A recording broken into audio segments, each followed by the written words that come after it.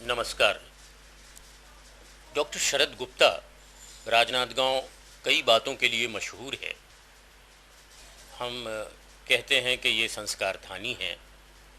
अंग्रेज़ों के समय में देश की पहली लंबी कामयाब मजदूर हड़ताल राजनांदगांव में हुई थी। छत्तीसगढ़ की इसे हॉकी नर्सरी कहा जाता है। अनेक कलाकारों ने, साहित्यकारों ने राजनांदगांव को प्रसिद्धि दिलाई है। अगर हम साहित्यकारों की बात करें तो पंडित बलदेव प्रसाद जी मिश्र, पंडित पदुमलाल पुन्नालाल बख्शी और गजानन माधव मुक्तिबोध ऐसे चर्चित नाम हैं जिनके बारे में आपके बहुत से संस्मरण हैं, जिनके साथ आपका निकट का संबंध रहा है। हम चाहेंगे कि कुछ संस्मरण उनके आप हमें बताएं। देखिए, बात बहुत पुरानी है। सन 1958 1 जुलाई को मैं शासकीय नहीं बना था, दिग्विजय महाविद्यालय में दर्शन शास्त्र का प्राध्यापक के रूप में मैं नियुक्त हुआ था। उसी सन में अगस्त में गजानन माधव मुक्तिबोध नागपुर में कृष्णानंद सोक्ता के नया खून के संपादक थे। वहाँ से वे दिग्विजय कॉलेज आए और सन 1959 में 1959 में बख्शी जी दिग्विजय महाविद्यालय के हिंदी विभाग में नियुक्त हुए। तो महाविद्यालय के कॉलेज परिसर में हिंदी का अतीत और वर्तमान दोनों साकार हो गए। उसी किले में अंत में एक बिल्डिंग है, सामंती भग्न खंडहर, उसमें ऊपर मुक्तिबोध रहते थे, जहाँ से अक्सर कई दिन कभी कभी मुक्तिबोध के स्वर सुनाई देते थे। और स्वर किसके थे? शायर आजम इकबाल के स्वर हुआ करते थे। बागे बहिश्त से मुझे हुक्म सफर दिया था क्यों, कारे जहां दराज है अब मेरा इंतजार कर, रोजे हिसाब जब मेरा पेश हो दफ्तरे अमल, खुद भी शर्मसार हो मुझको भी शर्मसार कर। और ठीक उसके विपरीत बख्शी जी का घर था, जहाँ गलगंठ से रूंधी भर्राई गुरु गंभीर वाणी में रहस्य का मंत्र फूंकते बाबा बख्शी का निवास स्थान था। मेरा बख्शी जी पर तो पूर्ण बख्शी जी पर जीवन, व्यक्तित्व और कृतित्व पर काम करने का अवसर इस प्रकार आया कि मुक्तिबोध अक्सर कहा करते थे कि शरद, तुम हिंदी में एमए करो, मैं दर्शन में एमए करता हूँ, तो क्या होगा कि दर्शन की जो आधुनिक दर्शन धाराएं हैं, जैसे एग्जिस्टेंशियलिज्म, सररियलिज्म, न्यू आइडियलिज्म, प्रैग्मेटिज्म आदि दर्शनों का परीक्षा के नाम से मेरा और गहन अध्ययन हो जाए। और तुम तो हिंदी के अच्छे छात्र रहे ही हो कॉलेज डेज में, तुम हिंदी में एमए करना। बात ही पर रह गई थी। मैं महाविद्यालय में के सांस्कृतिक कार्यक्रमों में बिजी रहता था और सोच भी रहा था, बीच बीच में सोचता भी था कि यार मुक्तिबोध जी से शर्त तो बदी थी मैंने। पर हुआ क्या कि 1964 में क्लासरूम में पढ़ाते पढ़ाते मुक्तिबोध जी अचानक मूर्छित होकर के गिर पड़े। तो दौड़ धूप हुई, डॉक्टर अब्राहम जैसे स्थानीय बड़े बड़े चिकित्सक सब आए, तो पता चला कि उनका ब्रेन में हेमरेज हो गया है। तो बड़े बड़े लोगों को पूछा गया और मुक्तिबोध जी को इलाज के लिए भोपाल बुलाया गया। जिस दिन मुक्तिबोध जी भोपाल जा रहे थे, मैं भी सागर जा रहा था, सागर की एक मीटिंग में वहाँ के यूनिवर्सिटी के। तो शहडोल तक के मैं मुक्तिबोध जी को चाय पिलाता रहा, क्योंकि चाय के बड़े व्यसनी थे, बड़े आदी थे, बहुत प्रिय थी चाय उनको। वहाँ से जब इलाज ठीक नहीं हो पाया तो देश के प्रधानमंत्री लाल बहादुर शास्त्री जी से अनुरोध किया गया, तो मुक्तिबोध की चिकित्सा के लिए उन्हें दिल्ली बुलाया गया, जहां उनका निधन हो गया।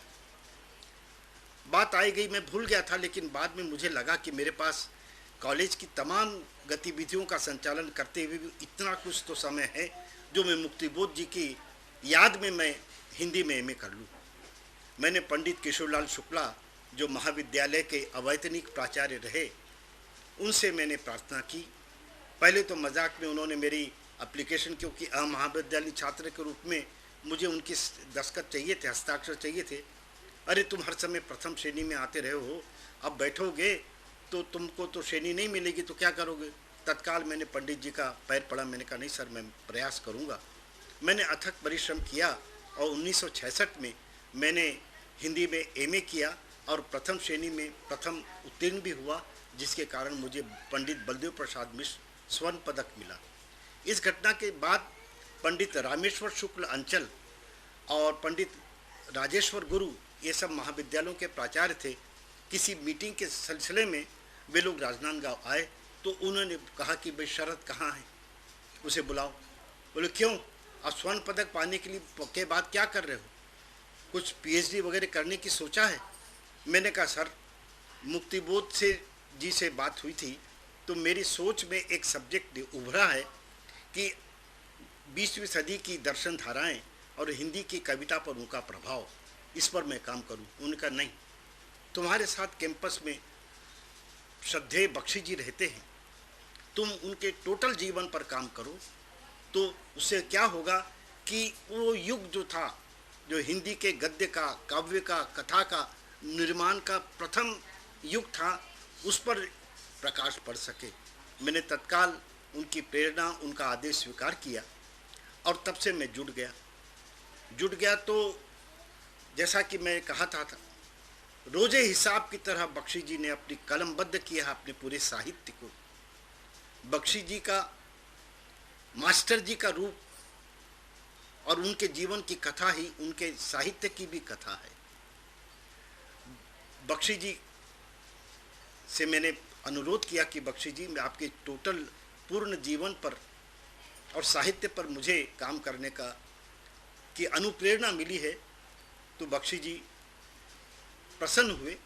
अब पास रहते थे तो प्रायः अक्सर बख्शी जी आकर के बैठ जाते थे और अपने जीवन की चर्चाएं करते थे।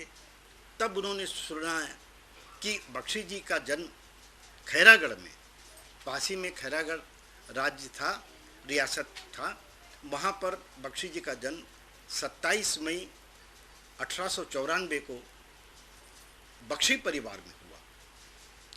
बख्शी जी एक बहुत ही प्रसिद्ध परिवार में पैदा हुए थे। विशेष करके बख्शी जी के प्रपितामह उमराव बख्शी उल्लेखनीय हैं। वे बहुत अच्छे साहित्यकार थे। उन्होंने बहुत सारे संस्कृत में ग्रंथ लिखे थे। महाभारत के कई स्कंधों का ब्रज भाषा में अनुवाद किया था। और सबसे बड़ी बात ये थी कि राजा फतेह सिंह के दरबार में वे बड़े प्रधान कर्मचारी थे और रीवा के महाराज रघुनाथ सिंह जी देव से उनका कविता में पत्राचार होता था। उमराव बख्शी जी के 3 पुत्र हुए। उनमें से बरियाव बख्शी के पुत्र पुन्नालाल जी और उनके पुत्र बख्शी जी। बख्शी जी अपने नाम पदुमलाल पुन्नालाल बख्शी लिखा करते थे। तो बख्शी जी के बाल सखा रामानुजलाल श्रीवास्तव ने एक बार कहा भी था कि पदुमलाल पुन्नालाल बख्शी लिखने के कारण कुछ लोग बख्शी जी को मराठी भाषी होने का भी सोचते थे, लेकिन बख्शी जी पूर्ण वैष्णव थे, हिंदी भाषी थे और बख्शी जी ने अपने पिता के स्नेह के कारण पदुमलाल पुन्नालाल बख्शी अपना नाम रखा था। 1903 में बख्शी जी पंडित रविशंकर शुक्ल के संपर्क में आए, क्योंकि वे उन दिनों खैरागढ़ के विक्टोरिया हाई स्कूल के प्रधानाध्यापक नियुक्त हुए थे।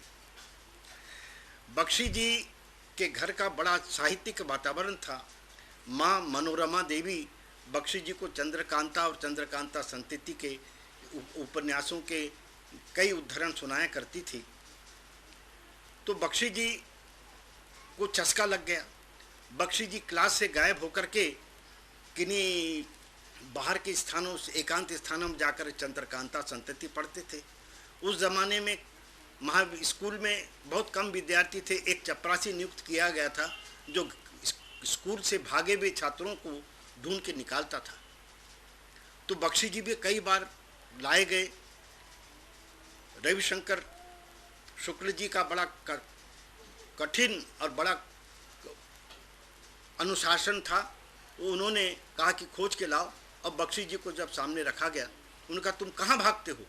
तो बख्शी जी ने कहा कि मेरे एक टूनी के मुंह पास में मैं फंस गया हूँ। तो बोले कि इस छड़ी के मार से वो टोनी का भूत तुमसे उतार दिया जाएगा। उस टोनी के भूत के कारण बख्शी जी दूसरी कक्षा में फेल हो गए थे। अब पर तीसरी कक्षा में वो पूरी कक्षा में प्रथम आए।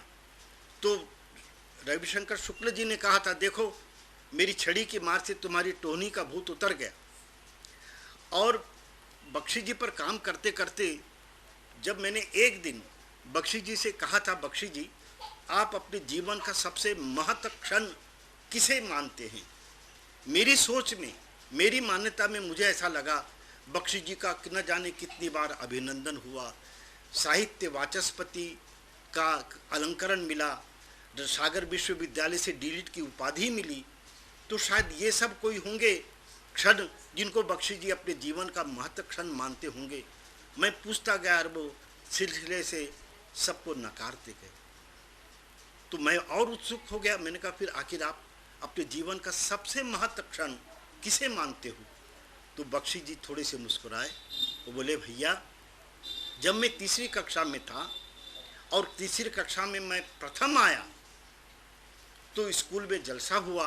प्रार्थना में हम लोग सब खड़े थे और तत्कालीन राजा लाल बहादुर सिंह जी ने मेरा नाम लेकर मुझे बुलाया और एक तगमा मुझे मेरी कमीज पर लगाया और तालियां बजी। मैं उस दिन को और उस क्षण को अपने जीवन का सबसे महत्वपूर्ण क्षण मानता हूँ। बख्शी जी की महाविद्यालय में नियुक्ति को लेकर के थोड़ा सा विरोध हुआ था। सागर विश्वविद्यालय के रजिस्ट्रार ईश्वर चंद तिरखा ने एक प्रश्न उठाया था, बख्शी जी बीए हैं और महाविद्यालय में एमए होना बहुत आवश्यक है। तो इसके पहले ही पंडित किशोरलाल शुक्ला जी ने पंडित द्वारका प्रसाद मिश्र जी से, जो उस समय में सागर विश्वविद्यालय के उपकुलपति थे, उनसे बात कर ली थी। तो मिश्र जी ने बख्शी जी की नियुक्ति का सहर्ष अनुमोदन ही नहीं किया। मिश्र जी बख्शी जी से बहुत पहले से परिचित थे। जगदलपुर में सन 1951 में जब मध्य प्रदेश हिंदी साहित्य सम्मेलन हुआ, उसके सभापति बख्शी जी ही चुने गए थे और उस सम्मेलन का उद्घाटन पंडित द्वारका प्रसाद मिश्र जी ने किया था, जो उस समय तत्कालीन मध्य प्रदेश के गृह मंत्री थे। और इसी तरह जबलपुर में भी जब बख्शी जी का अभिनंदन हजारी प्रसाद द्विवेदी जी की अध्यक्षता में हुआ था और उन्हें 3000 रुपये की थैली भेंट की गई थी, तब उसके भी आयोजन के मूल कार्यकर्ता द्वारका प्रसाद मिश्र ही थे। तो द्वारका प्रसाद मिश्र जी ने सहर्ष बख्शी जी की महाविद्यालय में नियुक्ति का अनुमोदन ही नहीं किया। 1960 में पंडित भवानी प्रसाद तिवारी और बख्शी जी दोनों को सागर विश्वविद्यालय से मानद डीलिट की उपाधि भी प्रदान करती थी। बख्शी जी के पूरे जीवन पर मैं चर्चा करता रहा। सरस्वती के अंकों को पढ़ने के लिए मैं बनारस, इलाहाबाद जाके बैठता रहा, लेकिन मेरा दुर्भाग्य था कि वहाँ मुझे सरस्वती के अंक नहीं मिल पाए। सौभाग्य से किसी व्यक्ति ने कहा कि आप रायपुर जाओ, वहाँ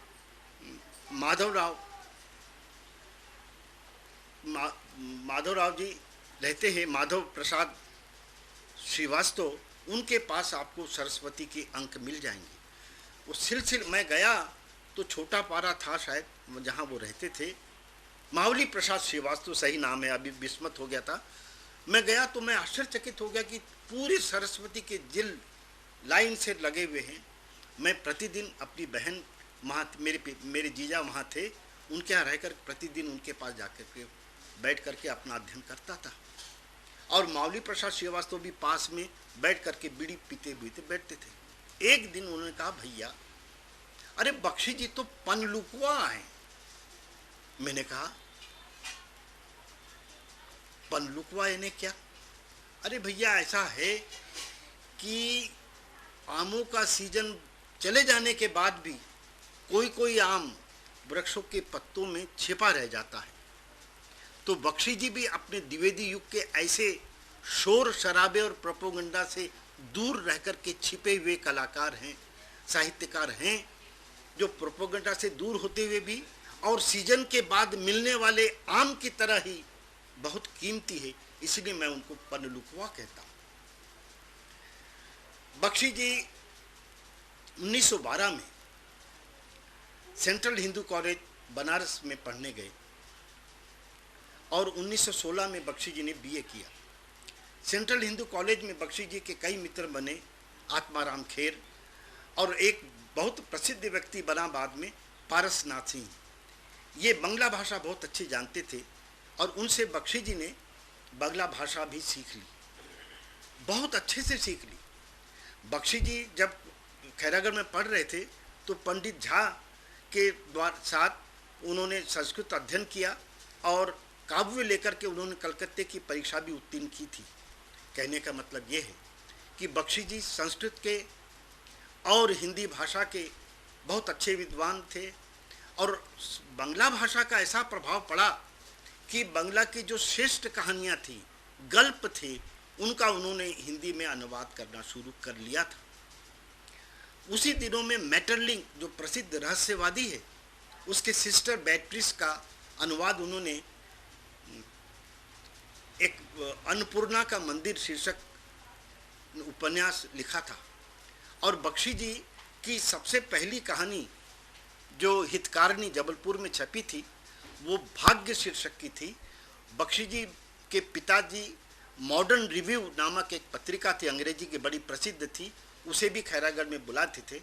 वहाँ 1910 में एक फेट शीर्षक एक कहानी छपी थी, उसका छायानुवाद करके बख्शी जी ने भाग्य लिखा था और वो भाग्य जुलाई 1912 में हितकारिणी में छपी थी। भले ही वो छायानुवाद था, लेकिन उसे बख्शी जी की प्रथम प्रकाशित रचना कहा जा सकता है। 1916 के आते तक के बख्शी जी की यथेष्ट प्रतिष्ठा भी हो चुकी थी। बख्शी जी का प्रसिद्ध नाटक कहानी झलमला 1916 में ही प्रकाशित हुई थी। उस झलमला को मैंने अपने अध्ययन में ये पाया था कि झलमला मेरी दृष्टि में हिंदी की प्रथम कलात्मक कहानी ठहरती है। तो बख्शी जी 1916 में घर लौट आए और बख्शी जी का विवाह तो 1912 में ही हो गया था लक्ष्मी देवी जी से, लेकिन वो 1916 में ही घर आई और उसी साल बख्शी जी राजनांदगांव के स्टेट हाई स्कूल में नियुक्त हुए। बख्शी जी के 1916 से 1920 तक के का शिक्षकीय जीवन राजनांदगांव के स्टेट हाई स्कूल में बीता था और यहीं उनके कई बड़े प्रसिद्ध शिक्षक हुए, शिष्य हुए, जिसमें से पंडित केशवलाल शुक्ला और एक महमूद काजी अशरफ महमूद हुए, जो नागपुर में गए और नागपुर में मिस्टिक पोइट्री लिखते रहे। बाद में वो बंगाल के विभाजन में बांग्लादेश चले गए, तो फिर उसके बाद उनके बारे में कोई जानकारी नहीं हुई थी। बख्शी जी ने सरस्वती में संपादन के लिए एक पोस्ट कार्ड लिख करके भेज दिया था। उसी समय हुआ ये कि माधवराव सप्रे जी राजनांदगांव आए इसलिए कि रायपुर से एक बहुत बड़े वक्ता, धर्म के वक्ता राजनांदगांव आए थे और बख्शी जी शिक्षक थे। वहाँ उन्होंने हिंदू धर्म की व्याख्या की थी किसी सभा में और बख्शी जी सभापति बनाए गए थे। उसने उन महानुभावों ने ये कहा था कि हिंदू धर्म से ही समस्त धर्मों की उत्पत्ति हुई है। बख्शी जी ने अपने भाषण में न केवल उसका विरोध किया लेकिन हिंदू धर्म की इतनी अच्छी प्रशंसा की, इतना अच्छा विश्लेषण किया कि वे जाकर के उन्होंने पंडित माधवराव सप्रे जी को ये बख्शी जी की बात सुनाई। माधवराव सप्रे जी माखनलाल चतुर्वेदी जी के साथ खंडवा से निकलने वाली कर्मवीर में उनका सह संपादक खोज ही रहे थे। वे तत्काल बख्शी जी के पास आए और उनसे कहा कि आप वहाँ जाके काम करो। तो बख्शी जी ने इस बीच में पत्र तो लिख ही दिया था द्विवेदी जी को, महावीर प्रसाद द्विवेदी जी को। बख्शी जी ने कहा नहीं, मैंने तो पत्र भी लिख दिया है और वहाँ से मुझे नियुक्ति का स्वीकार पत्र मिल चुका है, इसलिए मैं सीधा इलाहाबाद चला जाता हूँ। पोस्ट कार्ड पर बख्शी जी की नियुक्ति तत्कालीन युग निर्माता महावीर प्रसाद द्विवेदी जी ने बख्शी जी को की थी, क्योंकि तब तक के बख्शी जी के न जाने कितनी छोटी छोटी कहानियाँ, कविताएं सरस्वती में प्रकाशित हो चुकी थी। बख्शी जी संपादन के लिए इलाहाबाद पहुंच गए। तो इलाहाबाद पहुंचने पर उनको तमाम संपादन का काम देते गए लोग, न जाने कितने सारे पत्र सामने ठोक रख दिए गए थे। बख्शी जी को समझ में नहीं आ रहा था कि मैं क्या करूं, कैसे करूं। उन्होंने सोचा कि मैं रात को कानपुर जाकर के महावीर प्रसाद द्विवेदी जी से मिल कर के बात करूं। बख्शी जी रात की गाड़ी से कानपुर चले गए। वहाँ जूही में महावीर प्रसाद द्विवेदी जी रहते थे। सुबह न जाने कितने बार खोजा फिरा लेकिन द्विवेदी जी का मकान नहीं मिला। अचानक उनको किसी के घर में इंसाइक्लोपीडिया ब्रिटानिया की लगातार रखा हुआ सिलसिलेवार रखे हुए वॉल्यूम्स देखने को मिले। तो बख्शी जी ने मन में सोचा कि शायद यही घर उनका होगा। तो बख्शी जी ने पूछा तो पता चला कि हाँ, महावीर प्रसाद द्विवेदी जी वहीं रहते हैं। द्विवेदी जी बख्शी जी से बड़े अच्छे से मिले, आशीर्वाद दिया और तो बख्शी जी ने अपना सब पूरी बात कही। तो अचानक बात करते करते महावीर प्रसाद द्विवेदी जी ने बख्शी जी से किरातार्जुनीय ग्रंथ के 2 पंक्तियों का अर्थ पूछा। बख्शी जी संस्कृत के निष्णात विद्वान तो थे ही, बख्शी जी ने इतनी सुंदर उसकी व्याख्या कर दी कि महावीर प्रसाद द्विवेदी जी बहुत खुश हो गए और उनके अपने मन में लगा होगा कि मैंने सरस्वती का एक योग्य संपादक चुन लिया हूँ। बख्शी जी ने आकर के बड़े उत्साह से सब काम शुरू किया।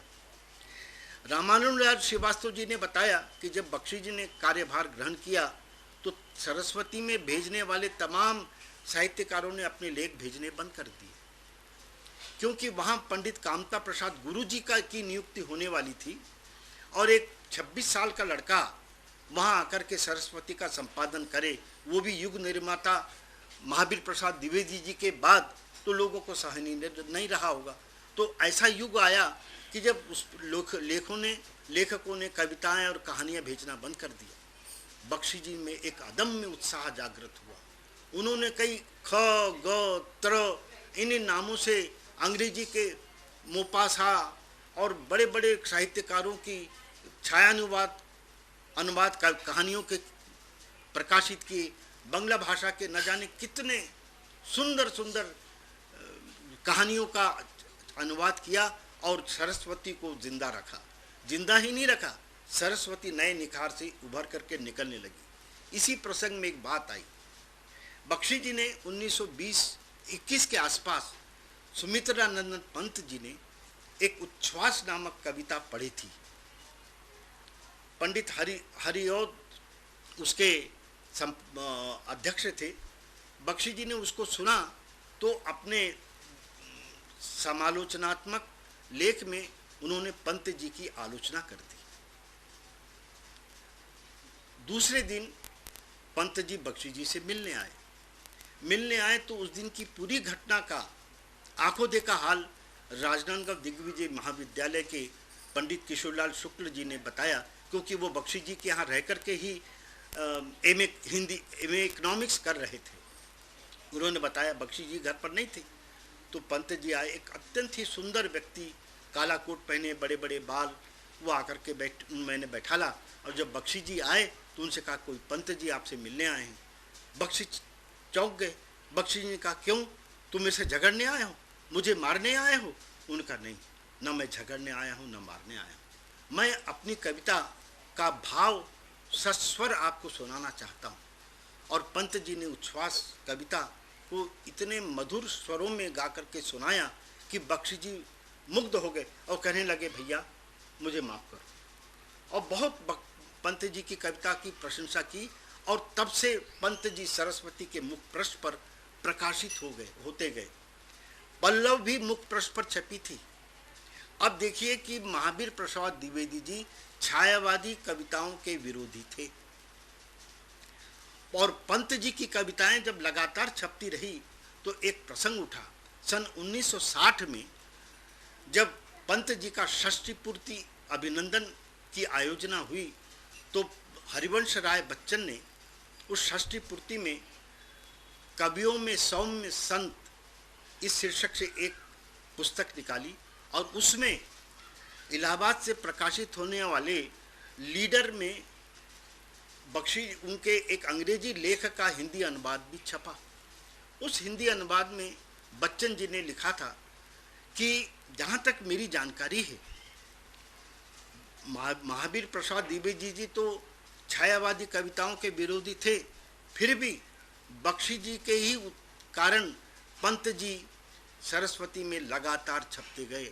लोगों को नहीं मालूम है कि उस ज़माने में सरस्वती में किसी का लेख या कविता या कहानी का छपना उसको कितनी बड़ी मान्यता मिल जाती थी। लेकिन दुख इस बात का है कि सुमित्रानंदन पंत जी ने कभी बख्शी जी के प्रति अपनी कृतज्ञता ज्ञापित नहीं की, न कभी इतने पुस्तकों की भूमिका में उन्होंने बख्शी जी का नामोल्लेख किया। इसे रामानुजलाल श्रीवास्तव जी ने पढ़ा और धर्मयुग में एक लेख प्रकाशित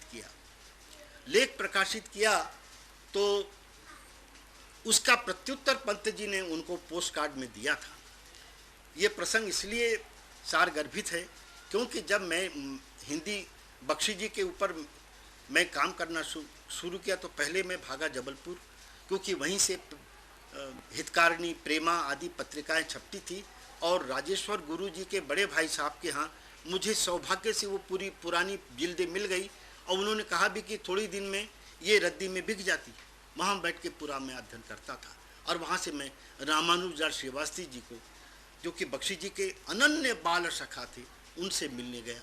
वे बहुत खुश हुए, आंखों में पानी आ गया था उनके, और उन्होंने जर्जर शरीर होते हुए भी तकिया के नीचे से एक पोस्ट कार्ड निकाल के दिया कि भैया जब तुम बख्शी जी पर काम कर रहे हो तो एक पोस्ट कार्ड पढ़ लो और इसको लेकर के तत्काल इलाहाबाद दौड़ जाओ पंत जी के पास। उसमें लिखा था कि मुझे कभी ऐसा मौका नहीं मिला उस पोस्ट कार्ड में कि बख्शी जी के प्रति अपनी कृतज्ञता ज्ञापित कर सकूं। इलाहाबाद में मैं पंत जी से मिला और जब उन्हें बताया कि मेरे आने का आशय क्या है तो पंत जी बड़े खुश हुए और उन्होंने अपने जो संस्मरण सुनाने शुरू किए। मैं तत्काल बड़ी शीघ्र लिपि से लिखता गया। उन्होंने कहा कि बख्शी जी मेरे बड़े भाई से थे, उनका अनुग्रह मैंने सदा पाया है। सादगी की दृष्टि से वे इस युग के व्यक्ति नहीं लगते थे। उनके बड़े मीठे संस्मरण मेरे पास है। मैं प्राय हर दिन बख्शी जी के यहाँ कर्नलगंज में जाया करता था और अपनी कविता सुनाया करता था और शायद उन्हीं के कहने पर पल्लव सरस्वती में छपी होगी। ऐसा ही सब उन्होंने बताया। जब मैं लौट करके अपने राजनांदगांव आकर के मैंने अपना काम और विस्तार से शुरू किया। सन 1973 में 1973 में मुझे बख्शी जी के संपूर्ण जीवन और साहित्य पर मुझे शोध लिखा था, उसको मुझे पीएचडी की उपाधि मुझे मिली। एक ही महाविद्यालय के एक ही सहजीवन में हम लोग रह करके वहाँ काम करते थे। तो पंत जी का एक संस्मरण और यह है कि पंत जी बख्शी जी ने अपने जीवन के अंतिम अध्याय में रुग्णावस्था के समय में जब कहा गया कि आप पंत जी को पत्र लिखो तो महाविद्यालय के स्नेह सम्मेलन के में वे मुख्य अतिथि के रूप में आ सके, बख्शी जी ने एक पत्र लिखा था पंत जी को, जिसका उत्तर भी उन्होंने लिख करके भेजा था, लेकिन वो प्रकाशित नहीं हो पाया। और हुआ ये था कि बख्शी जी का 1964-65 में एक बख्शी जी का अभिनंदन छापना चाहते थे राजनांदगांव के तमाम लोग, और उसके लिए सब लोगों ने पूरे देश भर के साहित्यकारों से उनकी सम्मतियां मांगी थी, बख्शी जी के प्रति उनका परिचय था। तो सब आए, तो उसमें पंत जी ने भी अपना परिचय भेजा था। उसमें एक बड़ी मधुर स्मृति है, उसमें संस्मरण में लिखा था कि यदि उन दिनों के समान आज भी आप बीड़ी पीते होंगे तो उसके धुएं के साथ में उन पुरानी स्मृतियों का पान कर सकता, लेकिन वृद्धावस्था दुर्लंघ समुद्र के समान बीच में आड़े आई है, मैं नहीं आ सकता। आना चाहता था परंतु मेरे पास रुग्णावस्था और मुझे 2 बार हार्ट अटैक आ चुका था, इसलिए मैं बख्शी जी मैं नहीं आ सकता हूँ। यहीं से मैं आपको प्रणाम करता हूँ।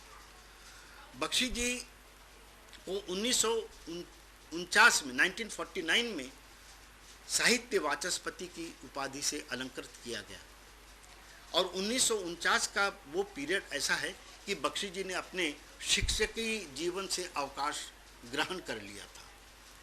बख्शी जी जब सरस्वती का संपादन कर रहे थे उस समय 1924 में बख्शी जी की माता श्री मनोरमा देवी इलाहाबाद आई थी। वे और आगे जाकर के वैष्णो देवी और कई जगह तीर्थ के लिए जाना चाहती थी, लेकिन उसी बीच में क्या हो गया कि बख्शी जी की पुत्री इंदिरा बीमार पड़ गई थी, तो उसके कारण वो रुक गई। वो इंदिरा ठीक हुई कि बख्शी जी का उससे छोटा पुत्र रविंद्र वो बीमार पड़ गया। ये 1929 की बात है। 1925 में बख्शी जी के पिताश्री पुन्नालाल जी का देहांत होने पर बख्शी जी को बड़ा क्षोभ हुआ कि मैं अपने पिता के अंतिम समय में मैं खैरागढ़ में नहीं रह सका, तो वो खैरागढ़ 1 साल के लिए चले आए, लेकिन यहाँ उनको कोई काम नहीं मिला, तो फिर जा कर के इलाहाबाद चले आए और सरस्वती का पुनः संपादन करना शुरू किया। सरस्वती के बख्शी जी के संपादन काल में 1928 का वर्ष बहुत महत्वपूर्ण है, क्योंकि उस समय बख्शी जी ने हिंदी की श्रेष्ठ कहानियों का संकलन प्रकाशित किया था और वो हिंदी के अध्येताओं उन लोगों ने बहुत उसकी प्रशंसा की थी। बख्शी जी महाविद्यालय में जराजीर्ण अवस्था में आते, प्रतिदिन आते और आवाज़ रूंधी हुई थी, इसलिए अपने पास विद्यार्थियों को बुला करके बैठा लेते और उनको अपनी बातें सुनाते थे, उनको सब सुनाते थे और बाहर जाकर के सीढ़ियों पर बीड़ी पीते हुए बैठ जाते थे। कई लोग जो बख्शी जी को मिलने आते वो कहते कि यहाँ बख्शी जी हैं, तो कहते कहाँ मिलेंगे, उनका देखो वो धूप सेकते हुए बैठे हुए वही बख्शी जी हैं। एक बार मुकुटधर पांडे जो छायावाद के युग के प्रथम शीर्ष कवि थे, वे स्टेट हाई स्कूल राजनांदगांव में स्नेह सम्मेलन में आए और उन्हें जब पता चला कि बख्शी जी अत्यंत रुग्णावस्था में पड़े हैं तो वे तत्काल बख्शी जी से मिलने आए। बख्शी जी मुकुटधर पांडे को देख कर के इतने खुश हो गए कि उन्होंने उस युग के 1920 के आसपास मुकुटधर पांडे से छायावाद के नामकरण को लेकर के जो पत्राचार हुआ था बख्शी जी का, उसकी स्मृति करने लगे। उस तत्कालीन युग की कितना अच्छा युग था और छायावाद की अगवानी करने का श्रेय छत्तीसगढ़ के इन दोनों साहित्यकारों को है। तो बख्शी जी जब 1935 में लौट करके यहाँ खैरागढ़ आ गए, खैरागढ़ के विक्टोरिया हाई स्कूल में पढ़ाने लग गए। वो पीरियड बहुत महत्वपूर्ण है। 1935 का वह युग बख्शी जी के साहित्यकार के अनेक धाराओं में फैलने का युग है। बख्शी जी ने ललित निबंधों की तीर्थ सलिल स्वरूप निबंधों की परंपरा हिंदी साहित्य को दी है और बख्शी जी पर अंग्रेजी के स्टीवेंसन का प्रभाव बहुत पड़ा था, लेकिन मेरी दृष्टि में रिचर्ड स्टील और लैम आदि का भी प्रभाव बख्शी जी के निबंधों पर पड़ा था। बख्शी जी के वो निबंध, उस समय लिखे हुए निबंध कुछ शीर्षक से सरस्वती में प्रेस में, इंडियन प्रेस में प्रकाशित हुए थे, जिस पर बख्शी जी को उत्तर प्रदेश का पुरस्कार मिला था। और यात्री नामक जो बख्शी जी का सबसे महत्वपूर्ण निबंध ग्रंथ है, इसे तो उत्तर प्रदेश सरकार ने पूरा का पूरा उसकी प्रतियां खरीद ली थी और वो बख्शी जी के जो न जाने कितने निबंध संकलन प्रकाशित हुए, उनमें यात्री जो है वो बहुत प्रसिद्ध है। इसी तरह नागपुर से और कुछ नामक बख्शीजू का निबंध संग्रह प्रकाशित हुआ था। मेरे देखने में जब निबंध संग्रह ये मिला, मुझे बड़ी रेयर कॉपी थी वो। मैं देख करके और पढ़ करके मैं आश्चर्यान्वित हो गया कि बख्शी जी ने उसमें अपने कुछ पत्र और डायरी प्रकाशित किए हैं। उन पत्रों में बख्शी जी ने छायावादी युग के समान थोड़ा सा स्वच्छंदतावादी युग निर्मित किया है। बड़ी मीठे वो पत्र हैं और उन्हें देख करके ऐसा लगता है कि कोई बहुत ही भावुक व्यक्ति के वो पत्र हैं। तो और कुछ जो नागपुर से प्रकाशित हुआ था संग्रह, फिर जिन्हें नहीं भूलूंगा, मेरी अपनी आत्मकथा, बिखरे पन्ने, ये तमाम निबंध संग्रह बख्शी जी के बड़े विशिष्ट निबंध संग्रह हैं। जिन्हें नहीं भूलूंगा पर तो बख्शी जी का निबंध संग्रह कई जगह प्रसारित हुआ था और बख्शी जी का एक निबंध संग्रह था कुछ, उसे रिपीट रीडर के रूप में मध्य प्रदेश शासन ने भी मैट्रिक के छात्रों के लिए प्रकाशित किया। बख्शी जी नाथूराम प्रेमी के साथ नवयुग पाठमाला पुस्तकों का संपादन कर रहे थे, जो हिंदी की श्रेष्ठ शालेय पाठ्य पुस्तक बनी थी और बहुत प्रसिद्धि थी उसकी। बख्शी जी ने काव्य का सृजन तो उसी युग में शुरू कर दिया था और श्याम सुंदर दास और रामचंद्र शुक्ल जी ने बख्शी जी की गणना हिंदी के नव प्रस्फुटित होते हुए स्वच्छंदतावादी युग के कवियों के रूप में की है। उन कविताओं को देख करके ही महावीर प्रसाद द्विवेदी जी ने ये कहा था कि ये व्यक्ति आगे जाकर के बहुत बड़ा साहित्यकार बनेगा। बख्शी जी ने हिंदी में पहली बार पाठ की समीक्षा पद्धति का सूत्रपात किया। पाठ की समीक्षा के क्षेत्र में वे अकेले चल निकले थे। ऐतिहासिक समीक्षा, तुलनात्मक समीक्षा, ये सब बख्शी जी के बड़े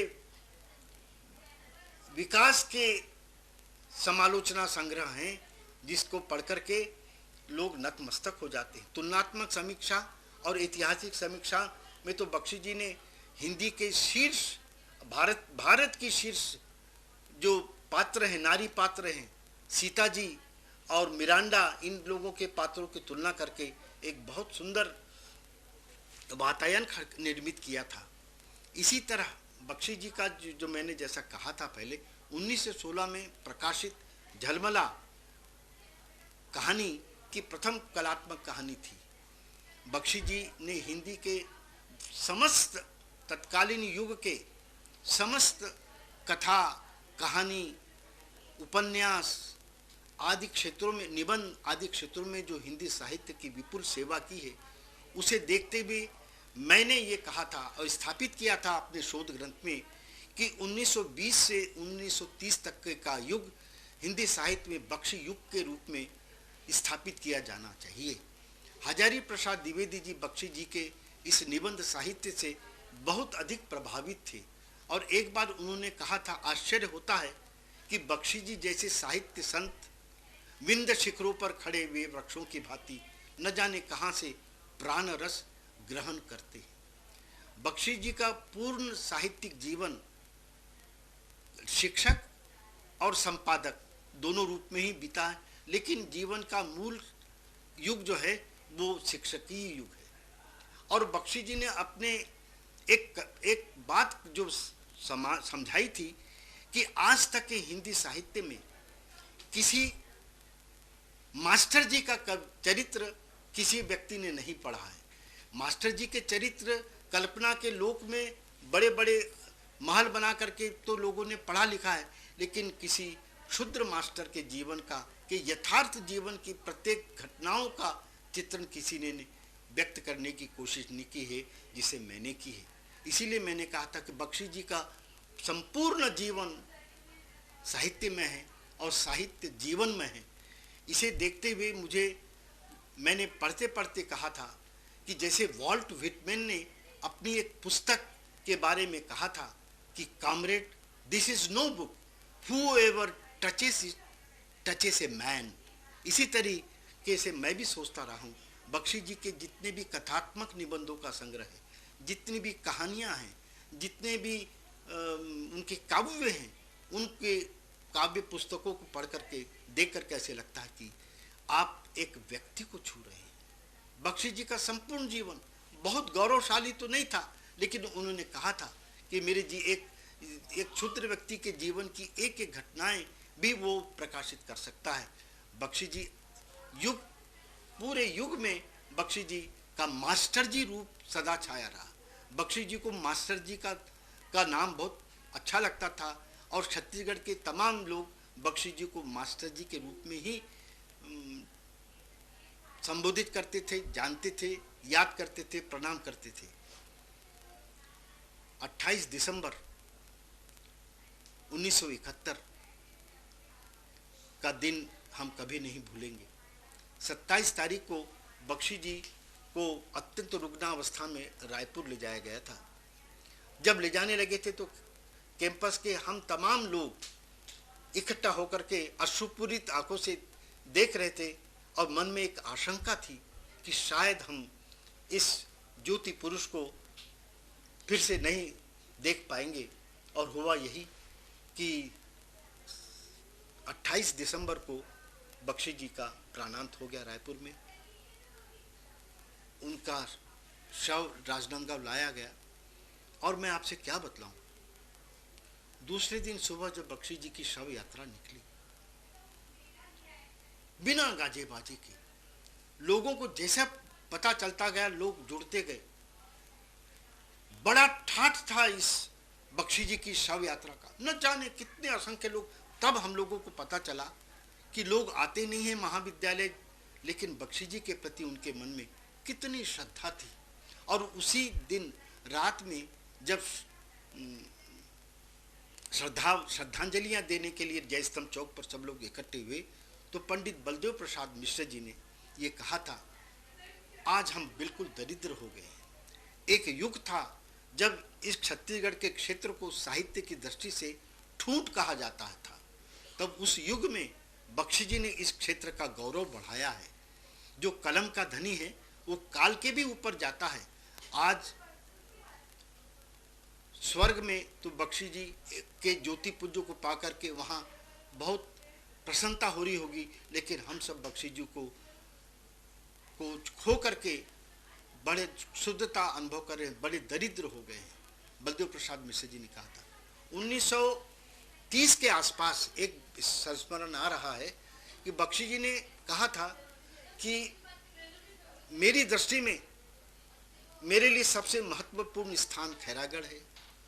महापुरुष लाल प्रद्युम्न सिंह हैं जो खैरागढ़ के राजा थे, और मेरे मित्र हैं रामानुजलाल श्रीवास्तव जिन्हें ऊंट का तकल्लुस दिया गया था। बख्शी जी और बलदेव प्रसाद मिश्र दोनों यहाँ राजनांदगांव में थे। बख्शी जी मिश्र जी से थोड़े बड़े थे और बलदेव प्रसाद मिश्र ने बख्शी जी का सदा सम्मान किया इन लोगों ने। और बख्शी जी ने जब खैरागढ़ के वो लाल प्रद्युम्न सिंह के पुत्र राजा दिलीप सिंह का निधन हो गया, जो बख्शी जी के अनन्य मित्र थे, तो एक अश्रुदल नामक शोक काव्य प्रकाशित किया। मेरी मान्यता है और रामानुजलाल श्रीवास्तव का भी कथन है कि हिंदी साहित्य में शोक काव्य के रूप में, एलिजी के रूप में बख्शी जी का वह शोक काव्य प्रथम है। शोकांजलि का वो बहुत सुंदर पुस्तक थी, बड़ी संवेदना से लिखी गई थी, और उसको बख्शी जी ने पंडित बलदेव प्रसाद मिश्र को ही समर्पित किया था। बलदेव प्रसाद मिश्र जी मेरे आलेख से बख्शी जी पर मैंने जो काम किया था उसको पढ़ करके बहुत खुश हुए थे। और एक व्यक्ति और थे, पंडित राम निरंजन पांडे, जो राजनांदगांव के ही थे और जो हैदराबाद जाकर उस्मानिया यूनिवर्सिटी के हिंदी के हेड ऑफ डिपार्टमेंट हुए थे। उन दोनों ने मेरे शोध ग्रंथ पर अपनी प्रस्तुतियां दी है, अपना प्रशंसात्मक पत्र लिख करके भेजा था, जिसे मेरे शोध ग्रंथ के पीछे में पृष्ठभाग में प्रकाशित किया गया है। ऐसे मास्टर जी, पूज्य मास्टर जी, हिंदी के युग प्रवर्तक पंडित बख्शी जी के प्रति मैं अपनी श्रद्धांजलियां समर्पित करता हूं। मैं धन्य हो गया कि बख्शी जी के कारण मैं बख्शी जी के जीवन पर इतना कुछ बोल सका, इतना कुछ बता सका, क्योंकि मैंने संपूर्ण बख्शी जी को आद्यांत पढ़ा है, जीवन को देखा है।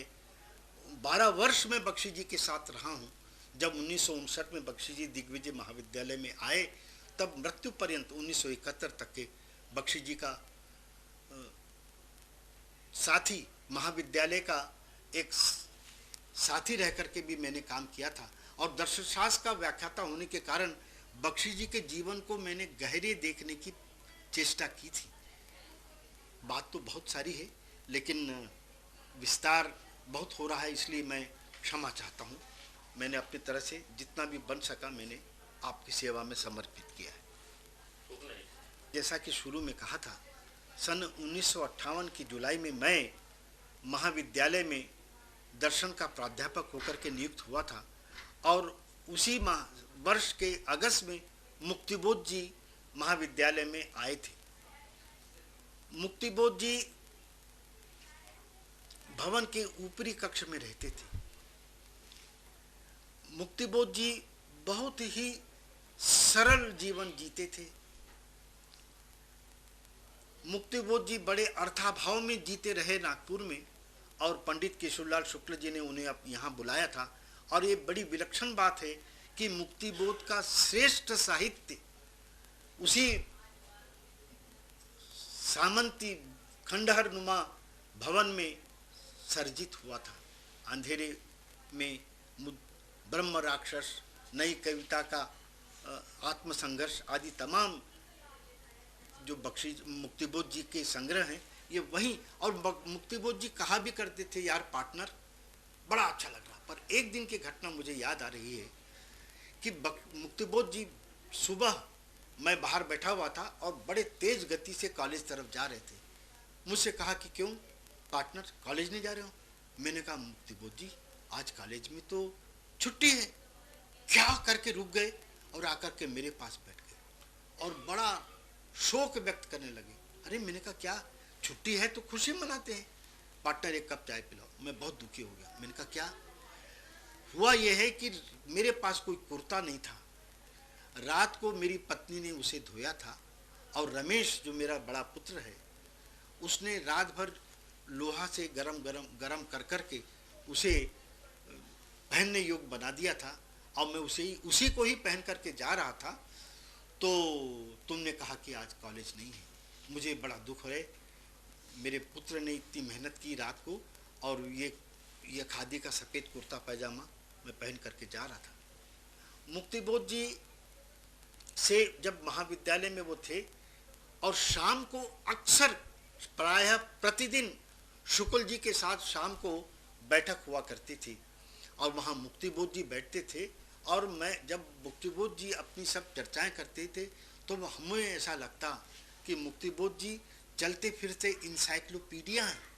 चाहे चिली की चर्चा हो रही हो, चाहे किसी देश के स्वतंत्रता का आंदोलन छिड़ा हुआ हो, मुक्तिबोध जी बहुत अच्छे से उसकी व्याख्या करते। उन बैठकों में केवल 2 व्यक्ति को बीड़ी पीने का हक था, बख्शी जी को और मुक्तिबोध जी को। केशवलाल शुक्ल ने उन्हें परमिट किया था कि वे लोग पी सकते हैं। हम लोग शाम को स्क्रैबल का खेल भी खेलते थे शुक्ल जी के साथ। मुक्तिबोध जी भी बैठा करते थे, और एक से एक किस्से कहानी उन दिनों में चला करते। एक दिन हम लोगों ने क्या किया कि कहा कि अरे यार रोज़ तो यहाँ बैठते हैं, चलो अपन कहीं बाहर घूम करके आए। हम लोग कॉलेज के पीछे के गेट से बाहर घूमने चले गए। शुक्ल जी बाहर निकल के बैठे थे। जब वहाँ से लौट के आने लगे तो देखा कि शुक्ल जी बैठे हुए और घूर के हम लोगों को देखते रहे। जैसे हम नज़दीक आए तो उन्होंने कहा आओ आओ यहाँ बैठो, तुम सामने से तो उधर नहीं गए थे। तो फिर हमने क्षमा याचना की कि सर हम लोग आज घूमने चले गए थे, ठीक है, पर ऐसा जाया मत करो। मैं अकेला बैठा रह गया था। जब ये व्यक्तिगत है बात पूरी कि जब मुक्तिबोध जी का विपात्र प्रकाशित हुआ, जिसमें पंडित केशवलाल शुक्ला के दरबारी जीवन पर कुछ आक्षेप था, कनौजे जो प्राचार्य बने थे उन पर आक्षेप था, और उसका एक पात्र मैं भी था, जिसके बारे में मुक्तिबोध जी ने कहा था कि वो प्रोफेसर जिसके बारे कंजी आंख वाला प्रोफेसर जिसके बारे में सागर में वो पढ़ता था और लौंडिया भी मरती थी, ऐसा कुछ वाक्य था। शुक्ल जी बाहर गए हुए थे, जब लौट के आए विपात्र बट चुका था, छप चुका था, वितरित हो चुका था। एक दिन शुक्ल जी ने फ़ोन करके मुझे बुलाया। मैं बिल्कुल डर गया कि मैं उनके सामने कैसे जा पाऊंगा। जैसी जाके बैठा, शुक्ल जी ने कहा, तुमने विपात्र पढ़ा है? मैंने कहा यस सर। वो अंदर रखा है, लाओ। एक एक मैं जब पढ़ता गया और मुझे शुक्ल जी बोलते, क्यों ऐसी बात होती थी, ऐसा होता था क्या, मैंने ऐसा कभी किया था? मैंने तो मुक्तिबोध जी को पूरा वातावरण दिया था, स्नेह का वातावरण दिया जी था। मुक्तिबोध पर जितने भी संकट थे उन्हें मैंने सॉल्व किया था। तो मुक्तिबोध जी को ऐसा लिखना था। मैंने कहा और सभी लोगों ने कहा कि बख्शी कि सर, मुक्तिबोध जी यदि जिंदा रहते तो ये विपात्र कभी प्रकाशित नहीं होता। मुक्तिबोध ने तो अपने मन की जो भावनाएं थी उनको उस विपात्र में उल्लिखित किया था, पर रमेश ने जाने अनजाने में उसे प्रकाशित करने भेज दिया था। ये मुक्तिबोध जी तमाम जलसों में, और जब मुझे याद है कि एक बार जब किसी क्रिश्चियन मिशनरी का, बहुत बड़े मिशनरी का राजनांदगांव में आगमन हुआ था, तो वो केवल अंग्रेजी जानते थे। तो मुक्तिबोध जी ने उसके भाषण की कुछ पंक्तियां सुन करके हिंदी में उसका तर्जुमा किया था। तो जो लोग, वे क्रिश्चियंस लोग जो हिंदी जानते थे और अंग्रेजी जानते थे, उन लोगों ने मुक्तिबोध जी के उस कार्यक्रम के बाद मुक्तिबोध जी की बहुत सराहना की थी कि मुक्तिबोध जी ने, आपने तो पूरे उसके अंग्रेजी का बहुत अच्छी हिंदी में तर्जुमा किया है। और मुझे जहाँ तक याद है, मुक्तिबोध जी ने दिग्विजय महाविद्यालय में जो अपना आवेदन पत्र भेजा था वो अंग्रेजी भाषा में ही लिख करके भेजा था। मुक्तिबोध जी का अंग्रेजी भाषा पर भी असाधारण अधिकार था। लेकिन एक घटना का मुझे संस्मरण हो रहा है। एक बार केशवलाल शुक्ला जी ने किसी बड़े साहित्यकार को पत्र लिखने के लिए हम लोगों को कहा कि तुम लोग बना के लाओ। मुक्तिबोध जी और मैं, हम सब और एक लुनावत करके हम लोगों ने बैठ करके उसको लिख करके शुक्ला जी के पास हम लोग लेके गए। शुक्ला जी ने पढ़ा और उसे फेंक दिया। बोले ये तो साहित्यिक अंग्रेजी है, लाओ तुम लोग कागज लाओ। और मुक्तिबोध जी से कहा कि लो तुम लिख ले, रहो डिक्टेशन मैं बोलता हूँ। तो जिसे हम लोग पूरे पन्ने भर हमने लोगों ने लिखा था, शुक्ल जी ने केवल 4 या 5 पंक्तियों में उस पूरे लेखन का सार संक्षेप लिख दिया। तो हम विस्मित हो गए, मुक्तिबोध जी और हम लोग, कि शुक्ल जी का कितना अधिक असाधारण अधिकार है। और ख़ास करके इस प्रकार के पत्रों का शुक्ल जी ने 4 पंक्तियों में ही वो पूरा अभिव्यक्त कर दिया था। एक दिन मुक्तिबोध जी को चाय की तो बड़ी लुलक थी, तो पढ़ाते पढ़ाते बीच में हम लोग बाहर जाकर के, कॉलेज कैंपस से बाहर जाकर के चाय पीने चले जाते थे। दुर्भाग्य ये था कि शुक्ल शेवरलेट में अपने घर से कॉलेज आने लगे, तो उन्होंने हम लोगों को देखा। शुक्ल जी ने तत्काल वहाँ गाड़ी रोक दी और पीछे झुक करके पीछे का दरवाज़ा खोल दिया। तत्काल सब लोग धीरे धीरे आकर के बैठ गए, एक शब्द नहीं कहा, दरवाज़ा बंद किए। गाड़ी शुक्ल जी की कॉलेज दरवाजे, ऑफिस के दरवाजे पर गई। शुक्ल जी ने दरवाज़ा खोला, अपना पान का चांदी का डब्बा उठाया और अंदर चले गए। सब लोग एकदम जैसे कि किसी बरैया ने डंक मार दिया, ऐसे कार में ही बैठे रह गए। बाहर निकल करके हम लोगों ने कहा, यार आज तो बड़े बुरे पकड़े गए। थोड़ी देर में एक चपरासी कागज़ लेके आया, जिसमें शुक्ल जी ने कहा था कि भाई मुझे अच्छा नहीं लगता कि महाविद्यालय के प्राध्यापक लोग किसी ठेले के सामने खड़े हों। मैंने तत्काल प्रभाव से एक चपरासी को नियुक्त किया है, जो आपकी पान बीड़ी सिगरेट की मांग को वो पूरा कर देगा, आप लोग यहाँ से न जाएं। मुक्तिबोध जी के संस्मरणों में मुझे एक संस्मरण और भी याद आ रहा है जब किसी विदेशी महिला यहाँ आके रुकी थी और वो मुक्तिबोध जी से उनके जीवन का पूरा प्रसंग जानना चाहती थी, मुक्तिबोध जी के कविताओं के बारे में, मुक्तिबोध जी के लेखन के बारे में और मुक्तिबोध जी के साहित्य के बारे में। कठिन तो था, बख्शी जी सरल लेखन के अनुयायी थे, चाहते थे कि कथा का रस मिलना चाहिए और पाठक उसमें डूबना चाहिए जो भी वो पढ़ रहा हो। उनकी दृष्टि से तो मुक्तिबोध जी का वह पूरा का पूरा साहित्य जो था साधारण लोगों की दृष्टि में असाध्य था, लेकिन उनमें न जाने कितने गहरे भाव छिपे रहते थे, जिसको कि सोच करके ऐसा लगता था कि मुक्तिबोध ने न जाने कितने रहस्य के परत दर परत अपने काव्य में छिपा के रखे हैं। मैं मुक्तिबोध जी का बड़ा सम्मान करता था, हम सभी लोग सम्मान करते थे। और मैंने जैसा शुरू में भी कहा था, मुक्तिबोध जी और बख्शी जी के उस महाविद्यालय परिसर में आने से हिंदी का अतीत और हिंदी का वर्तमान दोनों साकार हो गए थे। और ये मुक्तिबोध ही थे, जब बख्शी जी को बख्शी जी खैरागढ़ की राजकुमारियों को पढ़ाया करते थे, तो बाद में खैरागढ़ की रानी ने नाराज होकर के बख्शी जी से उनका घर छीन लिया था। तो तमाम लोगों ने तो अपनी प्रतिक्रियाएं लिखी थी, लेकिन जो नया खून में जो मुक्तिबोध जी ने लिखा था, बड़ा चुपता हुआ आलेख लिखा था, वो मुक्तिबोध जी का ही था। ये महाविद्यालय में आने के ठीक कुछ समय पहले की ही घटना है। तो मुक्तिबोध जी और बख्शी जी दोनों महाविद्यालय के हिंदी विभाग के शिरोमणि थे। हम कृतज्ञ थे कि इन दोनों के व्यक्तियों के रहने से महाविद्यालय का शैक्षणिक स्तर बहुत ऊंचा था। डॉक्टर शरद गुप्ता, पंडित बलदेव प्रसाद जी मिश्र, पंडित पद्मलाल पुन्नालाल बख्शी और गजानन माधव मुक्तिबोध के बारे में जो आपने अपने संस्मरण सुनाए, अपनी रचना धर्मिता के बारे में जो बातें आपने बताईं, इसके लिए बहुत बहुत धन्यवाद। धन्यवाद।